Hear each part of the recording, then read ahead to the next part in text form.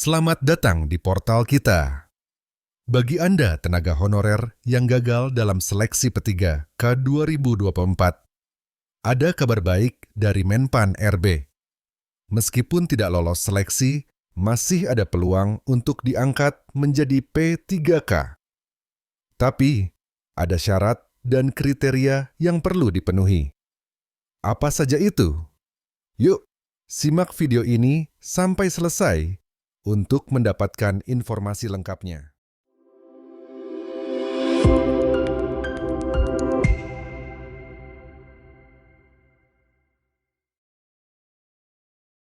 Menpan RB umumkan tenaga honorer yang tidak lulus seleksi tetap bisa diangkat menjadi P3K. Simak kriterianya seperti apa.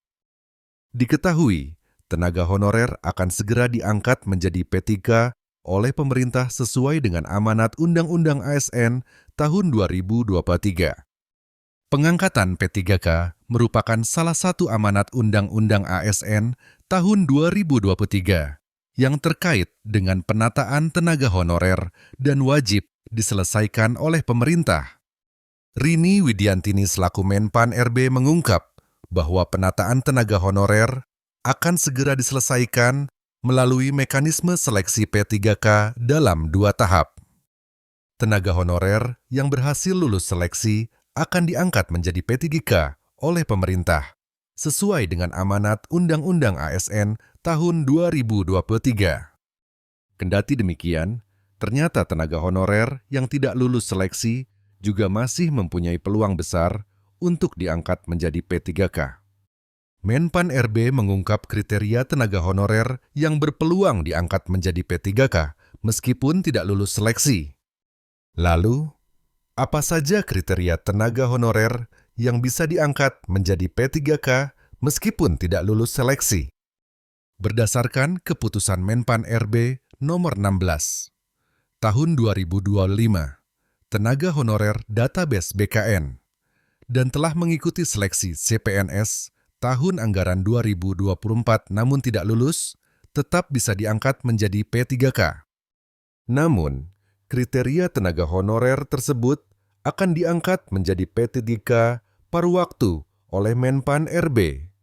Menpan RB menjelaskan bahwa instansi pemerintah dapat mengusulkan pengangkatan P3K paruh waktu menjadi P3K berdasarkan pertimbangan ketersediaan anggaran dan hasil evaluasi kinerja.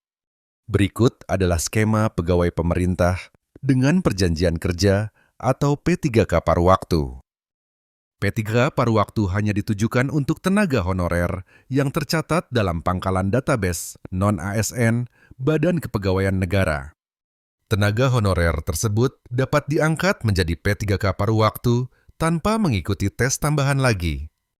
Selain itu, P3K paruh waktu juga dapat diangkat menjadi P3K penuh waktu sesuai dengan kinerjanya di masa depan. Kebijakan ini tercantum dalam Keputusan Menteri Pendayagunaan Aparatur Negara dan Reformasi Birokrasi Republik Indonesia Nomor 16 Tahun 2025.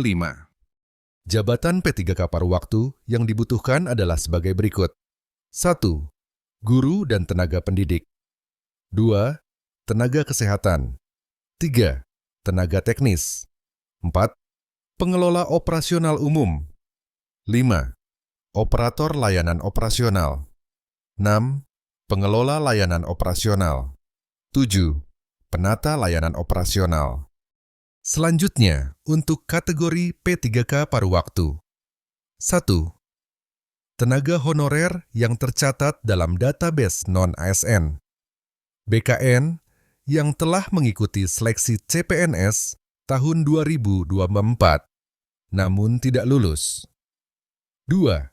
Tenaga honorer yang tercatat dalam database non-ASN, BKN yang telah mengikuti seluruh tahapan seleksi P3K tahun 2024, namun tidak dapat mengisi lowongan kebutuhan.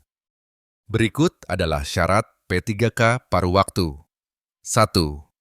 Pelamar harus memenuhi kriteria yang telah ditentukan, termasuk memiliki kualifikasi ijazah yang sesuai dengan persyaratan jabatan yang dilamar. 2. Terdaftar dalam database BKN atau memiliki pengalaman kerja minimal 2 tahun pada saat pendaftaran seleksi ASN 2024. 3. Telah mendaftar dan mengikuti proses seleksi ASN 2024. Mekanisme pengangkatan P3K paruh waktu. 1. Pejabat Pembina Kepegawaian atau PPK mengusulkan rincian kebutuhan P3K paruh waktu kepada Menpan RB. 2. Menpan RB menetapkan rincian kebutuhan P3K paruh waktu pada setiap instansi pemerintah. Rincian tersebut terdiri dari jumlah, jenis jabatan, kualifikasi pendidikan, dan unit penempatan. 3. PPK mengusulkan nomor induk P3 ASN kepada BKN paling lama 7 hari kerja setelah mendapat penetapan rincian kebutuhan P3K paruh waktu dari Menpan RB. 4. Kepala BKN menetapkan NI P3K atau NIP ASN. 5. Penerbitan NI P3K ASN diterima oleh PPK paling lama 7 hari sejak waktu penyampaian. 6. PPK menetapkan pengangkatan P3K paruh waktu. Jika informasi ini bermanfaat untuk Anda, jangan lupa like dan share video ini kepada teman-teman yang juga butuh informasi ini. Komentar di bawah kalau Anda punya pertanyaan atau ingin berbagi pengalaman terkait seleksi P3K. Jangan lupa subscribe dan tekan tombol notifikasi agar tidak ketinggalan update terbaru dari kami. Terima kasih sudah menonton, semoga sukses, dan sampai jumpa di video berikutnya.